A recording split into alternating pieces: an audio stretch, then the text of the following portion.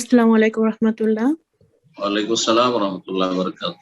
জি জি বলেন। শাহেক, আমি ইউকে থেকে বলছি। জি, আমি একটু অশান্তিতে আছি যে এই দেশ শেষ আল্লাহর রমজানের ফজলে। শেষ রাত নিয়ে। সেটা হলো যে আমাদের এখানে যে সেন্ট্রাল মসজিদ, লন্ডন ইস্ট লন্ডন মসজিদ, তারা শুরু করেছেন আপনার রোজা সৌদি আরবের সাথে। আর আমাদের এখানে স্থানীয় যে বড় মসজিদ গুলা, তারা শুরু করেছেন একদিন পরে, চাঁদ দেখার উপরে বেস করে। চাঁদ যেহেতু দেখেন নাই, 30টা দিন পূর্ণ করে করেছেন। এখন আমরা যে শুরু করেছি, বাঙালিরা বেশিরভাগই শুরু করেছি ইসলাম মসজিদের সাথে। কিন্তু এখন সংশয় যে আসলে কদরের রাত কিরকম হবে বা ঈদটা কেমন হবে, মানে খুবই সংশয়ের ভিতরে আছি। জি, জি। জাযাকাল্লাহু খায়র।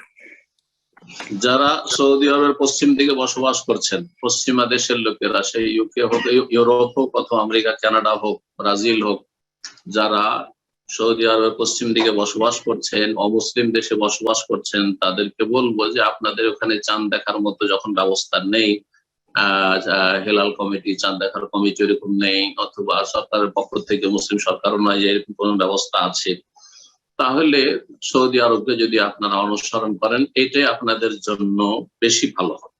এটা বেশি ভালো হবে ভারত বাংলাদেশকে অনুসরণ না করা, কারণ তারা অনেক পূর্বে রয়েছে।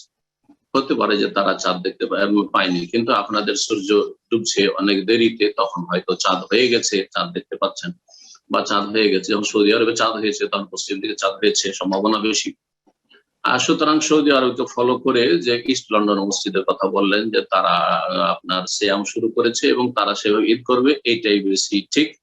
আর বাকি অন্যান্য যে মসজিদগুলো, মযহাব পন্থীদের মসজিদ রয়েছে, গোঁড়া যারা মুকাল্লিদ, তাদের বিদআতীদের মসজিদ রয়েছে, সেই মসজিদগুলি তাদের কিবলা হচ্ছে পূর্ব দিক, তাদের কিবলা হচ্ছে ভারত, তাদের কিবলা হচ্ছে দেওবন্দ, তাদের কিবলা হচ্ছে বেরেলি। হয় তারা দেওবন্দি, না হয় বেরেলভি।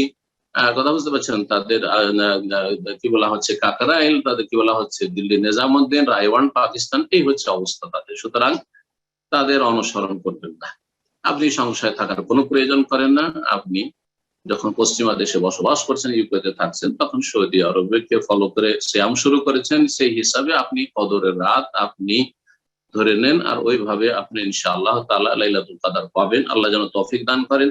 তবে এর চাইতে উত্তম হচ্ছে জোড় বেজোড় সবগুলি রাতে আপনি জাগবেন, জোড় বেজোড় সবগুলি রাতে জাগবেন, এটা সবচেয়ে উত্তম। এবং এইটি নবী সাল্লাল্লাহু আলাইহি সাল্লাম এবং আজওয়াজ মুতাহহারাতুল মুমিনিনদের সুন্নাত। নিজে জাগতেন, ওয়াইকাযা আহলাহু, নিজের পরিবার পরিজনকে জাগাতেন শেষ দশকের সবগুলি রাতে, সবগুলি রাতে। আল্লাহ যেন আপনাদেরকে, আমাদের সকলকে তৌফিক দান করেন, এবং লাইলাতুল কদর আল্লাহ যেন আমাদেরকে দান করেন। এবং লাইলাতুল কদরের দোয়াটি স্মরণ করিয়ে দিচ্ছি, বিশেষ করে এই দোয়াটি পড়বেন। অন্যান্য সব দোয়াই করবেন দিন দুনিয়ার কল্যাণের, কিন্তু এই দোয়াটি ভুলবেন না, যা মা আয়েশা রাদিয়াল্লাহু তাআলা আনহাকে রাসূলুল্লাহ সাল্লাল্লাহু আলাইহি ওয়াসাল্লাম শিখিয়েছে। আল্লাহুম্মা ইন্নাকা আফুউন তুহিব্বুল আফওয়া ফাআফু আন্না বা ফাআফু আন্নি। এক বচন আন্নি। আল্লাহুম্মা ইন্নাকা আফুন, হে আল্লাহ তুমি ক্ষমাশীল, তুহিব্বুল আফওয়া, ক্ষমা করাকে তুমি ভালোবাসো, ফাআফু আন্নি, সুতরাং আমাকে মাফ করে দাও, আমাকে ক্ষমা করে দাও। আল্লাহুম্মা ইন্নাকা আফুউন তুহিব্বুল আফওয়া ফাআফু আন্না, আল্লাহ আমাদেরকে ক্ষমা করে দাও। এই দোয়াটি বেশি বেশি করবেন। আল্লাহ রাব্বুল আলামিন যেন তৌফিক দান করেন।